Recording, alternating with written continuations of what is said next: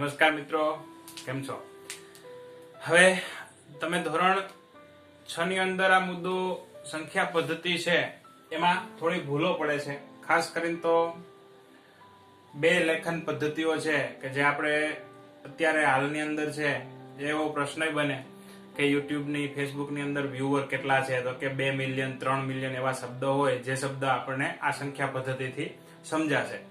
તો સંખ્યા પદ્ધતિનો અભ્યાસ શરૂ કરીએ. સંખ્યા પદ્ધતિ બે પ્રકારની છે: ભારતીય સંખ્યા લેખન પદ્ધતિ અને આંતરરાષ્ટ્રીય સંખ્યા લેખન પદ્ધતિ.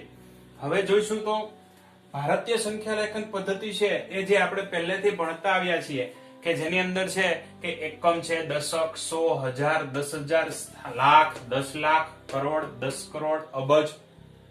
જ્યારે આંતરરાષ્ટ્રીય સંખ્યા લેખન પદ્ધતિમાં ક્યાંથી બદલાવ આવશે તો કે એકમ, દશક અને 100, 1000 ને 10,000 સુધી તો રહેશે જ, પણ લાખ શબ્દ છે એની અંદર છે નહીં. એટલે 100,000, મિલિયન, 10 મિલિયન, 100 મિલિયન અને બિલિયન. એટલે કે 1 લાખ છે એની બદલે 100,000 આવી જશે અને 10 લાખ એટલે મિલિયન થશે, જ્યારે 1 અબજ એટલે બિલિયન થશે.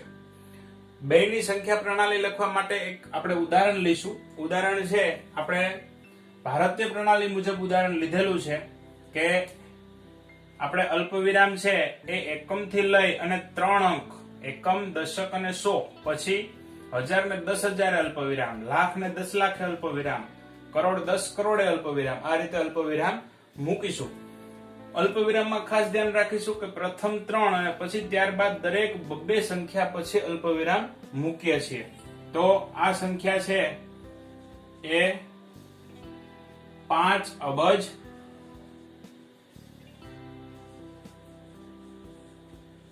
72 કરોડ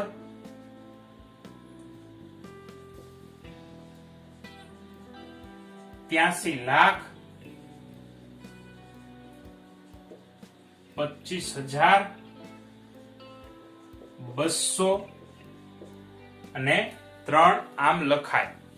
જ્યારે અહીંયા જે સંખ્યા જે છે તમને દેખાતી હશે બીજી સંખ્યા કે ભાઈ એની અંદર અલ્પવિરામ કઈ રીતે મૂકેલા છે. અલ્પવિરામની અંદર ખાસ કરીને તો જોશો તો સૌથી પહેલા 3 અંક પછી અલ્પવિરામ, પછી પાછું 3 અંક પછી, પાછું 3 અંક પછી અલ્પવિરામ મૂકીએ છીએ. દરેક 3 અંકના અંતે છે અલ્પવિરામ આવશે અને એનું લખાણ છે એ અહીંથી શરૂ થશે બિલિયન, પછી 100. આપણે આવો શબ્દ આમાં નથી આવતો, અહીંયા આવશે. માનો કે આ 728 મિલિયન થશે. એટલે કે આને શબ્દમાં લખીએ તો 5 અબજ છે એની બદલે 5 બિલિયન, 5 બિલિયન, 728 મિલિયન, 728 મિલિયન,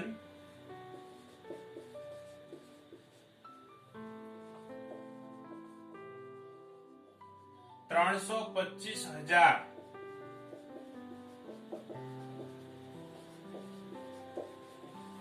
અને 203. તો મિલિયન અને બિલિયન નો શબ્દ છે એ તમને આની ઉપરથી ખ્યાલ પડી જાય.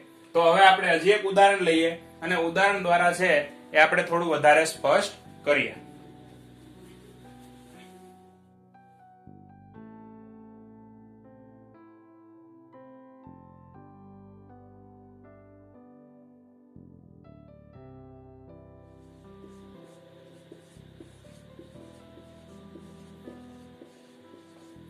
આને આપણે ભારતીય સંખ્યા લેખન પદ્ધતિમાં પહેલા 3 અંક, પછી 2 અંક અને પછી 2 અંક મુજબ લખીએ તો એકમ, દશક, 100, 1000, 10,000, લાખ, 10 લાખ અને કરોડ. તો 5 કરોડ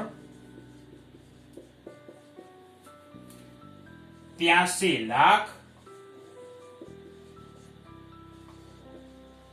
96,563.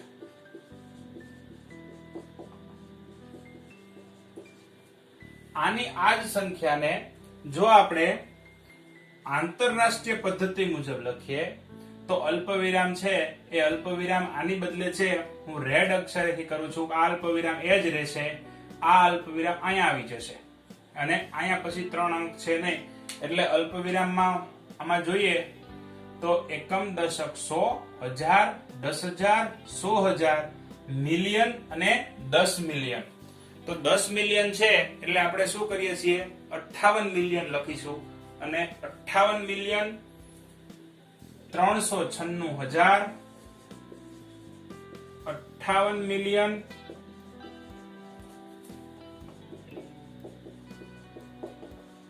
396,563.